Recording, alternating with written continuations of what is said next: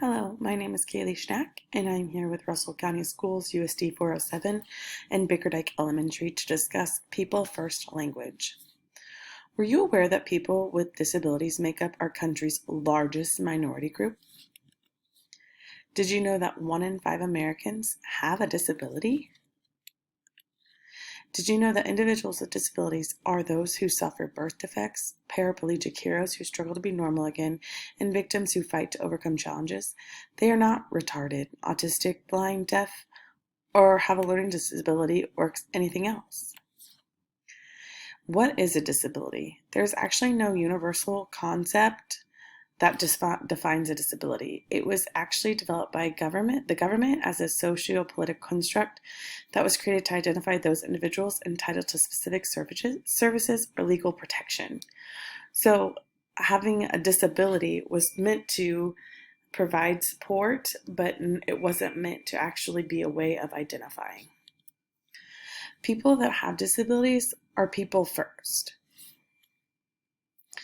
When we define people by their disability, we devalue, disrespect them as people and as individuals. People first language. We put people first. It puts people before their disability. People first language is able to describe what a person has, not who is a person, not who is a person is. So an example would be saying that a person is handicapped or disabled, or does a person have a disability? It's like saying, are you cancerous or do you have cancer?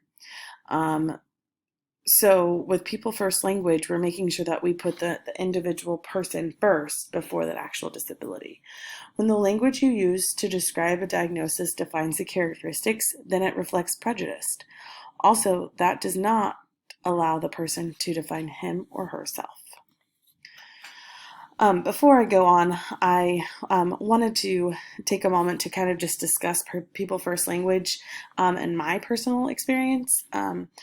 When I was a special education teacher, I worked with students who had disabilities, and some of them just struggled learning, and I would get, and I still do, get super offended when people use the R word. I feel like it is a word that was used way before we knew much or knew how it affected people, by downgrading them.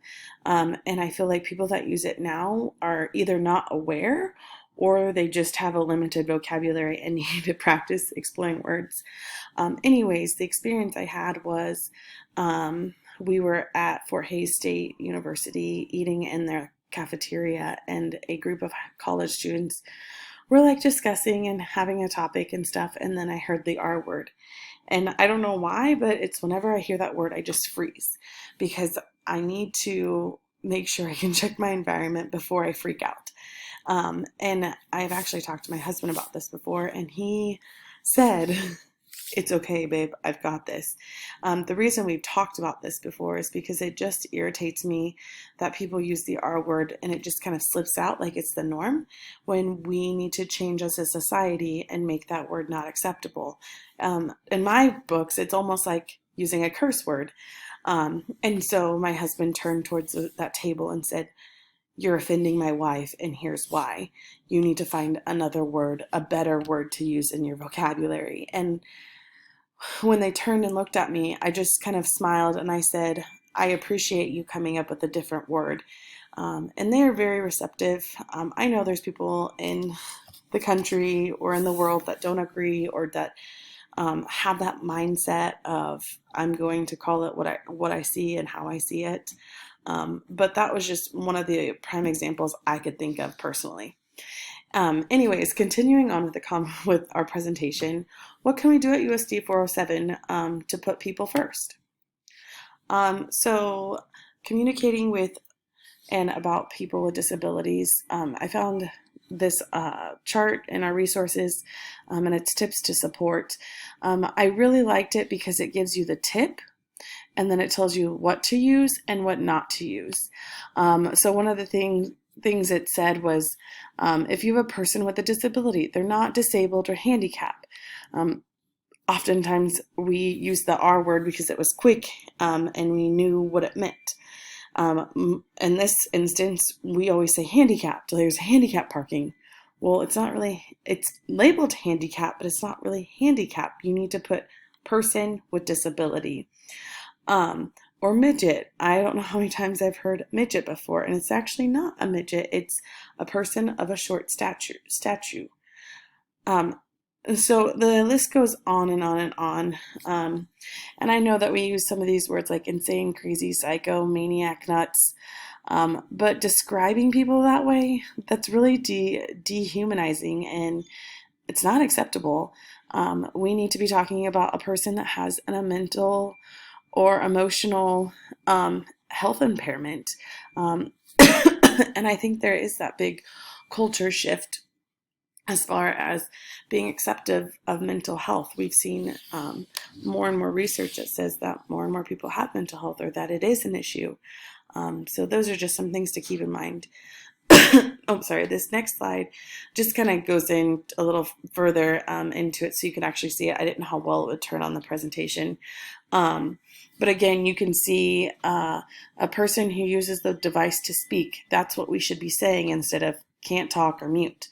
Or a person who needs accessible parking or bathroom, not a handicapped bathroom stall. It's just being aware and conscious about it to change that mindset. Again, I zoomed in on this one that says a person without a disability. We usually consider them normal, but who in the world gets to judge who's normal? There's no normal person in the world. Yeah, we have peers and we have people who we think are normal or healthy, but then nobody is. Who can justify that? So we need to say person without disability. Person who is successful or productive, has overcome his or her disability, is courageous. So taking the person first and then the disability second is basically what I'm trying to get at. How can we do that? How can we change it so that way at our school we can have that culture, in our community we have that culture? So here are some examples from Kathy Snow's website. I just took a screenshot, and it's just changing our language. So people with disability, we would say instead of handicap or disabled, or she receives special ed services is what we would say instead of she's in SPED or she's a SPED kid. I will say that I'm guilty of this one, and I didn't think of it that way. And it's just becoming aware. As long as you're becoming aware and self-conscious of this, we can make the change. I'm not saying I'm perfect at it by all means, and I too need practice, and I too need to be called out when I don't use people first language. So instead of saying she has a reading problem, we can say she needs and would benefit from large print. Okay. Instead of saying he has behavior problems, we can say he needs behavior support. And then here are some more examples of instead of say ...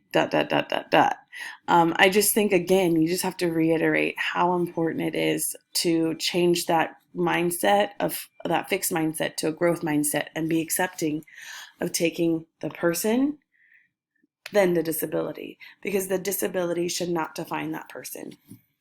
People first language reflects good manners, not political correctness. Remember, people first is the best place to start when talking with someone with a disability. If you aren't sure, ask that person how he or she would like to be described. It is very important to remember that preference will be different and will vary. I think, especially when you're working with young students, they might not understand what you're asking them or why you're asking them that. However, practicing that with them at a young age will help them grow and know that they deserve respect regardless of a learning delay or a speech impediment, that they are a person first, and they are important, and they are worthy, and they are valued, and they are meant, sorry, there's a bug, and they are meant to be here. So at USD 407, we can change the world and create a new paradigm of disability as we learn, practice, and continue to process of using people first language. So here's our goal. Let's go out. Let's make a difference, change the world, and put people first. Thank you for listening to my presentation, and here are my references.